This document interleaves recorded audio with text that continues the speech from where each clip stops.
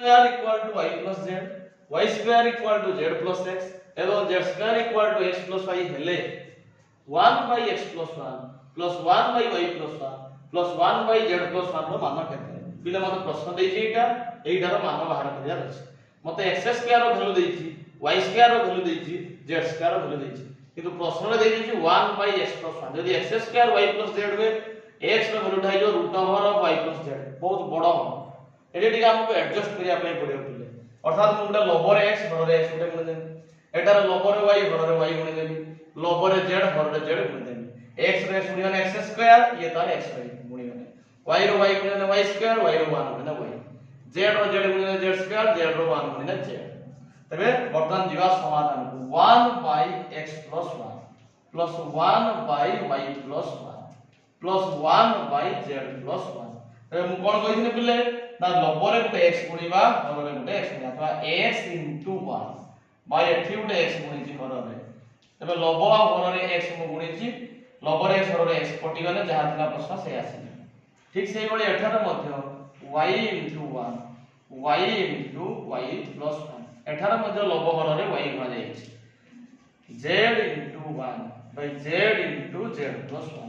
प्रथम भग्नांश रे लब हररे x द्वितीय टारे लब हररे y तृतीय टारे लब हररे z गणना करा जाई अछि x रो 1 गुणिले पिले x रो s गुणिले x स्क्वायर x रो 1 गुणिले x ठीक सेही बळी अर्थात पंक्ति y रो 1 गुणिले y रो y गुणिले y स्क्वायर y रो 1 गुणिले y ठीक है ठीक मध्य z रो 1 गुणिले z